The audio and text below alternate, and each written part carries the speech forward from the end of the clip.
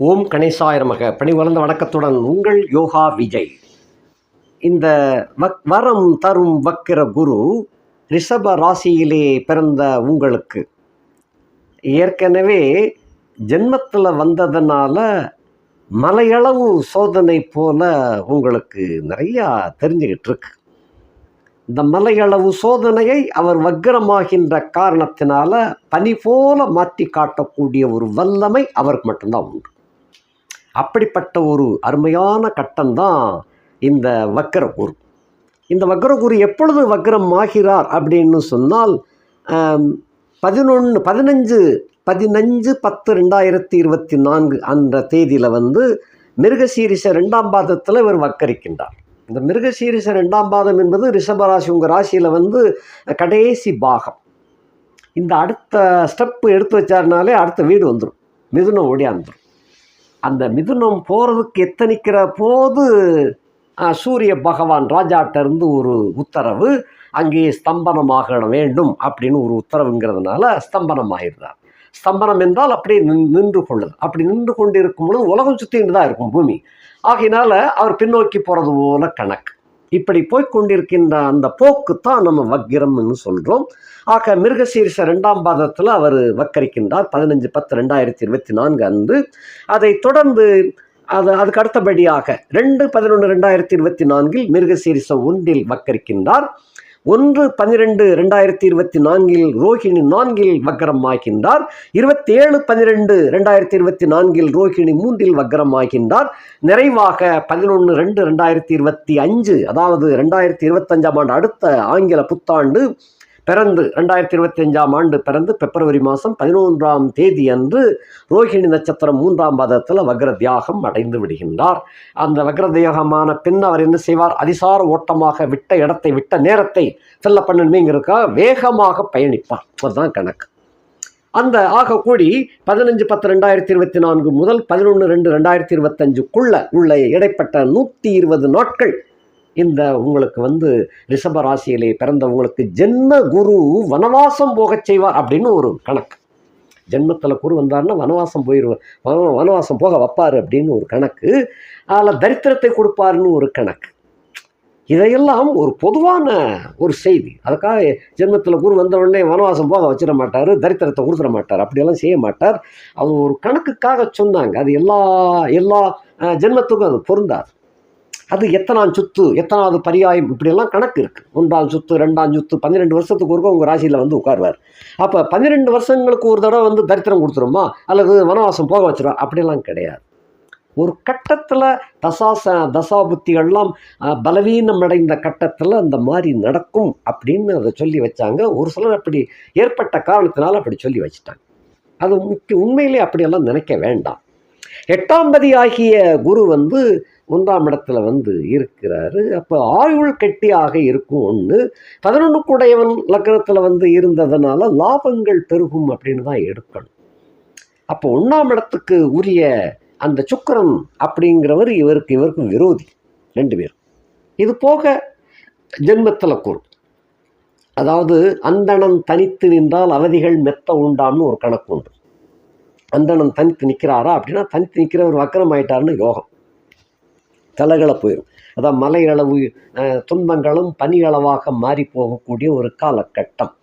ஜென்மத்தில் அவர் இருக்கின்ற காரணத்தினால இந்த வெளிநாட்டில் இருந்து இல்லை வெளி மாநிலங்களில் இருந்து குடும்பத்தை விட்டு பிரிஞ்சு வேலை உத்தியோகத்துக்கு தேடி போனவங்கள்லாம் இப்போ இந்த குடும்பத்துக்கு சேர்ந்து ஒரு நல்ல காரியங்களை நல்லா நடத்தி காட்டக்கூடிய ஒரு யோக அமைப்பை இந்த 120 நாட்களில் அவர் செய்வார். அதாவது குடும்பத்துக்காகத்தான் உழைக்கிறோம். ஒரு கட்டத்தில் தாய் தகப்பன் பார்த்துக்கிடுவாங்க. குறிப்பிட்ட கல்யாணம் கழிஞ்சதுக்கப்புறம் நம்ம பொறுப்புன்னு வந்துடுது.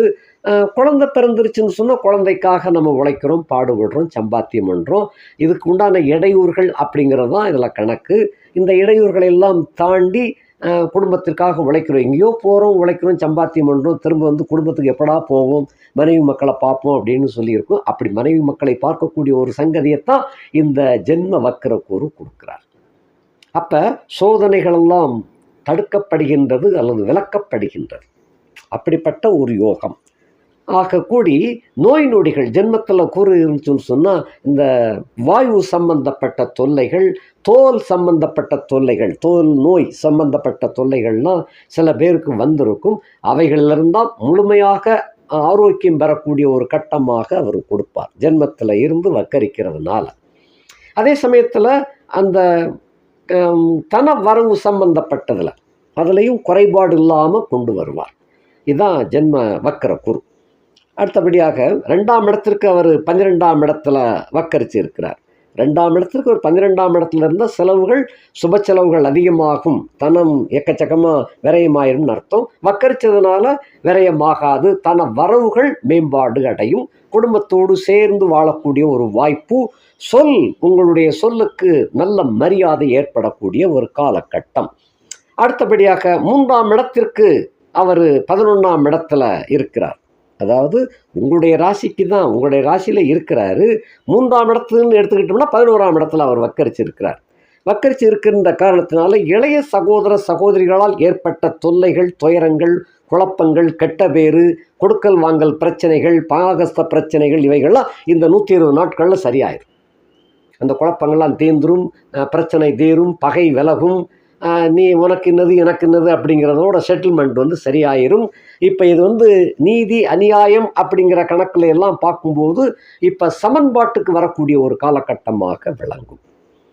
அடுத்த ஏன்னா 3ஆம் வீடு அவருக்கு உச்ச வீடுங்கிறதுனால இப்போ இளைய சகோதர சகோதரிகளால் ஏற்பட்ட பிரச்சனைகள்லாம் கண்டிப்பாக விளைகிறது. பங்காளி பிரச்சனை விலகும். அதே போல் போக பாக்கியம், தடைப்பட்ட போக பாக்கியம் கிடைக்கும்.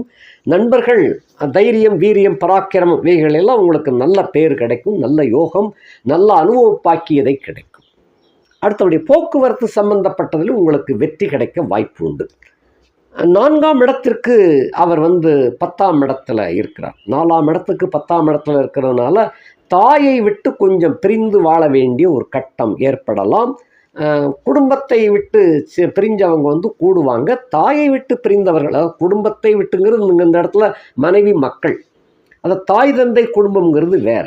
இதை கல்யாணம் கழிச்சதுக்கப்புறம் இந்த குடும்ப அமைப்பு மாறுபாடு அடைந்து விடுகின்றது. ஆகையினால 4ஆம் இடத்திற்கு அவர் 10ஆம் இடத்துல இருக்கின்ற காரணத்தினால தொழில் உத்தியோக வாய்ப்பு காரணமாக மாறுபட்ட இடங்களில் இருந்து வந்த உங்களுக்கு இப்பொழுது நேர் பாதையில், நேர்கோட்டில் சென்று உங்களுடைய வாழ்க்கையை வளமுடையதாக ஆக்கி கொள்ளக்கூடிய ஒரு காலகட்டம். நிலபுலன்கள் வாங்கணும் அப்படின்னு நினைத்து கொண்டிருந்தவர்களுக்கு உத்தியோகம், தொழில் ரீதியாக தேடி அந்த நிலபுலன்கள் வாங்கி கொள்ள சொல்லி ஒரு சான்ஸ் வரும். அந்த ஒரு சந்தர்ப்பம் வருகிறது. அந்த சந்தர்ப்பம் இப்பொழுது உங்களுக்கு சாதகமாக அமையும். நிலம் வாங்கி போட வேண்டும் என்று ஆகலோடு காத்து கொண்டிருந்தவர்களுக்கு இந்த 120 நாட்களில் கண்டிப்பாக இடம் முடித்து வைக்கக்கூடிய, கிரயத்துக்கு வாங்கக்கூடிய ஒரு யோகமாக அமைந்துவிடும். அது போக சுகபோகங்கள் சிறப்பாகவே அமையும். அதாவது எங்கள் ரிஷபராசிக்காரங்க தேடி போக மாட்டாங்க, தான் இருக்கிற இடத்துக்கு சுகம் தேடி வரணும்னு நினைப்பாங்க. இருப்பினும் இப்போ உள்ள காலகட்டத்தில் நீங்கள் அந்த சுகத்தை நாடி போகக்கூடிய ஒரு யோக அமைப்பு. 4ஆம் இடத்துக்கு 10ஆம் இடத்துல இருக்கார் இல்லையா, ஆக வக்கரிச்சிருக்கிறதுனால நீங்களே தேடி போய் அந்த சுகத்தை அடையக்கூடிய வாய்ப்பாக அமையும். 5ஆம் இடத்திற்கு அவர் 9ஆம் இடத்துல இருக்கின்ற காரணத்தினால பூர்வ புண்ணிய வகை சிறப்புகள் சிறப்பாக விளங்கும். குழந்தைகளால் உங்களுக்கு பெருமை ஏற்படக்கூடிய காலகட்டம். குழந்தைகளுக்கு சுபகாரிய செலவுகளை நல்லபடியாக செய்யக்கூடிய ஒரு அருமையான வாய்ப்பு. தெய்வீக தேவாலய தரிசனங்கள், குலதெய்வ வழிபாடு மிகுந்த சிறப்பை கொடுக்கும். ஆகையினால இந்த காலகட்டத்தில் வியாழக்கிழமை தோறும் இந்த குருவிற்கு அர்ச்சனை செய்து கொண்டு வந்தால் நல்லது. அதோடு குலதெய்வ வழிபாடுகளையும் செய்து வந்தீர்களேயானால் எந்த குறைகளும் இல்லாமல் குடும்பம் சீரோடும் சிறப்போடும் விளங்கும். அடுத்தபடியாக 6ஆம் இடத்திற்கு அவர் 8ஆம் இடத்துல இருக்கிறார். 6ஆம் இடத்துக்கு 8ஆம் இடத்துல வக்கரிச்சிருக்கிறதுனால கடன்கள் இந்த காலகட்டத்தில் கொஞ்சம் புதுசாக வாங்க வேண்டிய சூழல் ஏற்படும். 6ஆம் இடத்துக்கு 8ஆம் இடத்துல இருந்தால் கடன் அடையும். இவர் வக்கரிச்சிருக்கிறதுனால கடன் புதுசாக வாங்க வேண்டிய சூழ்நிலை. அது சுபகாரியத்திற்காகவும் இருக்கலாம், தொழில் விருத்திக்காகவும் இருக்கலாம். இந்த மாதிரியாக கடன் வாங்க வேண்டிய சூழ்நிலை உண்டு. அது பாதிப்பை கொடுக்காது. சத்துருக்கள் கட்டுப்பாட்டில் தான் இருப்பாங்க. வழக்கு வம்பு தும்புகள் இப்போதுக்கு முடிவுக்கு வராது.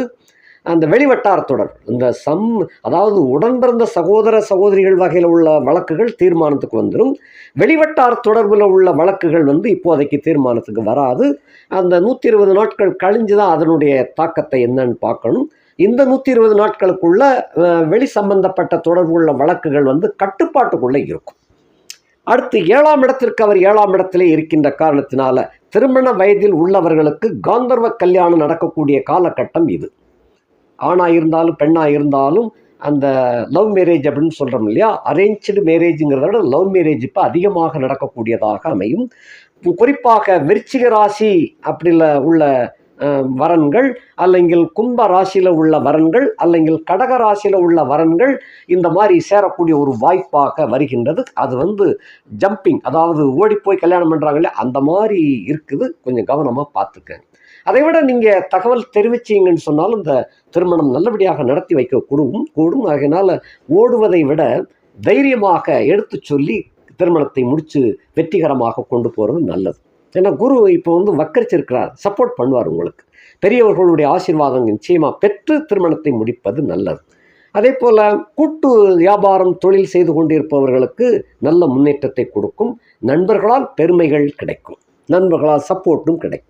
8ஆம் இடத்திற்கு அவர் 6ஆம் இடத்துல இருக்கிறார். 8ஆம் இடத்துக்கு 6ஆம் இடத்துல இருந்துச்சுன்னு சொன்னால் பெரும்பாலும் உங்களுக்கு வந்து சிரமங்கள், தொல்லைகள், துயரங்கள், கெட்டவரெல்லாம் விலகக்கூடிய ஒரு காலகட்டம். போக்குவரத்தில் இருப்பினும் கொஞ்சம் நிதானமாகத்தான் பயணம் பண்ணி 8ஆம் இடத்துக்கு 6ஆம் இடத்துல வக்கரிச்சிருக்கிறார். அதனால் கொஞ்சம் கவனமாக அதிவேகமாக ஓட்டுவதை விட நிதானமாக பயணிப்பது நல்லது. 9ஆம் இடத்திற்கு 5ஆம் இடத்தில் இருக்கின்ற காரணத்தினால அந்த தோப்பனார் வழி வகையினர்கள் இப்பொழுது உங்களுக்கு சமாதானமாக வருவார்கள். அதன் மூலமாக உங்களுடைய பாகஸ்த பிரச்சனைகள்லாம் சரி பண்ணி கொள்ளலாம். அதே போல் தோப்பனார் வர்க்கத்தில் வந்து ரொம்ப வயது முதிர்ந்த ஒருவர் வந்து உங்களை விட்டு பிரியக்கூடிய ஒரு காலகட்டமாக வரும். ஏன்னா இந்த 9ஆம் வீடு குருவுக்கு வந்து நீச வீடு. 9ஆம் இடத்துக்கு 5ஆம் இடத்துல அவர் வக்கரமாகி இருக்கின்ற காரணத்தினால சுப பிரிவாக அது விளங்கிவிடும். தோப்பனார் வர்க்கத்திலே உள்ள வயது முதிர்ந்த ஒருவர் அது வந்து சந்தேகத்தோடு இருந்து வந்தது, அதனால் சிக்கல்களும் இருந்து வந்து அதுக்கு ஒரு தீர்மானமாக பிரிவினையாக மாறிவிடும். அது வந்து உங்களுக்கு பிரச்சனை தீர்ந்தது போல், மழை அதாவது தூரல் நின்று போச்சு அப்படின்னு சொல்கிறோம் இல்லையா, அது போல் ஆகும். அடுத்து 10ஆம் இடத்திற்கு 4ஆம் இடத்துல இருக்கிறதுனால உத்தியோகத்தில் உள்ளவங்களுக்கு கண்டிப்பாக டிரான்ஸ்ஃபர் நிச்சயமாக வரும். இது சற்றும் எதிர்பார்க்காத ஒரு விஷயமாக கூட இருக்கலாம். எதிர்பாராத இடத்துல வந்து உங்களுக்கு டிரான்ஸ்ஃபர் வந்து அமையும். உத்தியோக உயர்வு அப்படின்னு சொல்லக்கூடிய வகையில் வந்து இப்போதைக்கு எதிர்பார்க்க வேண்டாம். இந்த 120 நாட்களில் வந்து கடைசி கட்டத்தில் கடைசி வாரத்தில் சம்பள உயர்வு எதிர்பார்க்கலாம். அந்த மாதிரி அமையும். ப்ரமோஷன் கூட எதிர்பார்க்கலாம். அடுத்தபடியாக 11ஆம் இடத்திற்கு அவர் 3ஆம் இடத்துல இருக்கின்ற காரணத்தினால இந்த தொழில் வியாபாரம் அப்படின்னு செய்து கொண்டிருப்பவர்களுக்கு இனிமேல் நல்ல உயர்வு கிடைக்கும், சம்பாத்தியம் பெருகும். எல்லா கடன்களையும் அடைச்சி வச்சுட்டு சேர்த்து வைக்கக்கூடிய ஒரு வாய்ப்பும் தொழில் வியாபாரம் செய்து கொண்டிருப்பவர்களுக்கு இது அமையும். அடுத்து 12ஆம் இடத்துக்கு 2ஆம் இடத்துல இருக்கின்ற காரணத்தினால 12ஆம் இடத்துக்கு 2ஆம் இடத்துல இருக்கிறதுனால அயன சயன போக பாக்கியம் தங்கு தடையின்றி கிடைக்கப் பெறுவீர்கள். குடும்ப சுகம் முன்னேறும். இருப்பினும் ஏதோ ஒரு உறுத்தல் இந்த ரிஷபராசிக்காரங்களுக்கு இருக்குது. மலை போல உள்ள சோதனைகள்லாம் பனி போல விலகிரும். இருந்தாலும் எங்கேயோ ஒரு இடத்துல ஒரு தாக்கம் இருந்து கொண்டிருக்கு. என்ன தாக்கம்னா, போக்குவரத்தில் கொஞ்சம் நிதானத்தை கடைப்பிடிக்க வேண்டும். கட்டாயம் கடைப்பிடிப்பது நல்லது. இது வந்து கவனத்தில் வச்சுக்கங்க. சமாளித்து போயிடலாம்னு நினைக்கப்படாது. உள் மனசு ஒன்று சொல்லும், இது வேண்டாம் அப்படின்னு சொல்லும். அதோடு நிறுத்தி கொள்ள வேண்டும். எப்பேற்பட்ட ஃபங்க்ஷனாக இருந்தாலும் சரி, எப்பேற்பட்ட ஒரு ஒப்பந்த காரியமாக இருந்தால் கூட ஆழ் மனசு என்ற உள் மனசு வந்து சில சமயங்களில் உங்களுக்கு மூளைக்கு தகவல் கொடுக்கும். இது போகிறது சரியில்லை அப்படின்னு ஒரு தகவல் கொடுத்துச்சுன்னா அதுதான் உண்மையான செய்தி. அதுக்கு அடுத்து வந்து ஒரு ஜோசியரையோ ஒரு ஜாதகத்தையோ தூக்கி தேடி அலைய வேண்டாம். அந்த செய்தி என்ன சொல்லுகிறதோ அதை கேட்டு வழி நடங்கள். அது உங்களுக்கு குலதெய்வத்தினுடைய அருள் வாக்கு போல அது. ஆகையினால போக்குவரத்தில் மட்டும் ரொம்ப கவனமாக இருக்க வேண்டும். மற்றபடி வேற எந்த பிரச்சனைகளும் வந்து பெருசாக இல்லை. சங்கடங்கள் சமாளிக்கப்படுகின்றது. சங்கடங்களை வந்து சமாளிச்சிருந்தீங்க. பல பெரிய தொல்லைகளெல்லாம் உங்களை விட்டு விலகி விடுகின்றது. அப்போ இதில் என்ன அப்படின்னா, நீங்களாக செயல்படுகின்ற போக்குவரத்து சம்பந்தப்பட்ட துறைகளில் மட்டும் கேர்ஃபுல்லாக இருங்க. எப்பயுமே பயணத்தில் சாகசத்தை காட்டக்கூடாது, அது நல்லது அல்ல. அதையும் மீறி செயல்படும் போது தான் நம்மளுக்கு சில எதிர்பாராத சிக்கல்கள் வந்துடுது. ஆகையினால் மனச்சாட்சி என்ன சொல்லுகின்றதோ அதன்படி வழி நடப்பது இந்த சமயத்தில் நல்லது. வக்கரிக்கின்ற குரு வக்கரிக்கின்ற காரணத்தினால அந்த போக்குவரத்தில் மட்டும் எச்சரிக்கையாக இருக்க வேண்டும். நன்றி, வணக்கம்.